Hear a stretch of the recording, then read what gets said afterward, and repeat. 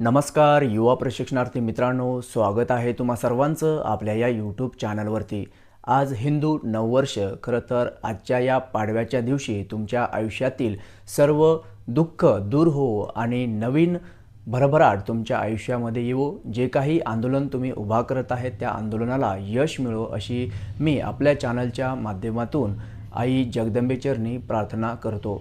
आजचा विषय आहे मुख्यमंत्री युवा कार्य प्रशिक्षणार्थी योजनेतील प्रशिक्षणार्थ्यांचं आंदोलन आणि ज्यांनी आंदोलनाच्या अगदी सुरुवातीपासून युवा प्रशिक्षणार्थ्यांचं नेतृत्व केलं असे बालाजी पाटील चाकूरकर साहेब यांनी घेतलेल्या भूमिकेबद्दल आपण या व्हिडिओमध्ये पाहणार आहोत। त्यामुळे तुम्ही हा व्हिडिओ अगदी शेवटपर्यंत पाहायचा आहे। खरं म्हणजे आज हजारो युवा प्रशिक्षणार्थी रस्त्यावर उतरलेले आहेत।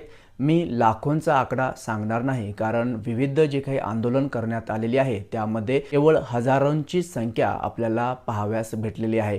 त्यामुळे हजारो युवा प्रशिक्षणार्थी आज आंदोलन करत आहेत, रस्त्यावर उतरलेले आहेत। त्यामध्ये प्रमुख मागण्या तुम्हा सर्वांनाच माहिती आहे की आहे त्या ठिकाणी आम्हाला कंत्राटी स्वरूपाचं रोजगार मिळवून देणे असेल, नियमित मानधन देणं असेल आणि भविष्याची सुरक्षितता या प्रमुख मागण्या घेऊन आज युवा प्रशिक्षणार्थी रस्त्यावर उतरताना आपल्याला राज्यभर दिसत आहेत। त्यांनी विविध जे काही आंदोलन केलेले आहेत, या आंदोलनामध्ये ज्यांनी सक्रियतेने पुढाकार घेतला, ज्यांच्या नेतृत्वाच्या माध्यमातून हे आंदोलन राज्यभर उभं राहिलं, युवा प्रशिक्षणार्थ्यांची मागणी घेऊन आपला आवाज सरकारपर्यंत पोहोचवण्याचा पुरेपूर प्रयत्न केलेला आहे आणि जे काही आंदोलन ठिकठिकाणी उभे करण्यात आले त्यामध्ये त्यांचा सक्रिय सहभाग नेतृत्व म्हणून त्यांनी आपली भूमिका अगदी चोखपणे निभावलेली आहे। ज्यांनी विविध ठिकाणी आंदोलन नियोजित करण्याच्या संदर्भात सक्रिय पुढाकार घेतला, ज्यांनी राज्यातील तरुणांना संघटित करण्याकरिता राज्यव्यापी दौरा केला, अशा नेतृत्वावरती आता कुठेतरी प्रश्नचिन्ह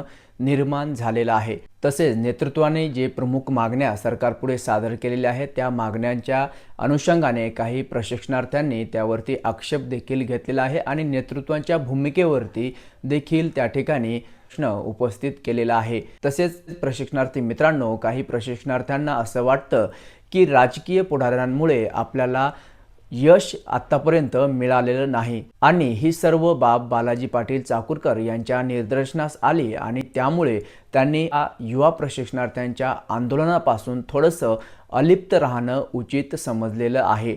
जर युवा प्रशिक्षणार्थ्यांनी आपला लढा स्वतः लढला तर कदाचित त्यांना यश मिळू शकतो। जर आपल्यामुळे त्यांना या आंदोलनामध्ये यश मिळत नसेल तर आपण थोडंसं बाजूला राहणं हे उचित आहे असं त्यांना वाटलं आहे। त्यामुळे त्यांनी आपली भूमिका जी आहे ती थोडीशी बदललेली आहे। तर मित्रहो, काही युवा प्रशिक्षणार्थ्यांच्या माध्यमातून आता लढा लढण्याचं घोषित करण्यात आलेलं आहे आणि एक नवीन आंदोलन देखील उभा करण्याचं देखील त्यांच्यामार्फत सांगण्यात आलेलं आहे। या आंदोलनामध्ये तरी युवा प्रशिक्षणार्थ्यांनी आपली एकजुटता, आपला संघटितपणा त्या ठिकाणी दाखवायचा आहे। जर तुमची संख्या त्या ठिकाणी लक्षणीय असेल तरच यश मिळू शकेल, अन्यथा निराशा पदरी घ्यावी लागणार हे मात्र नक्की आहे।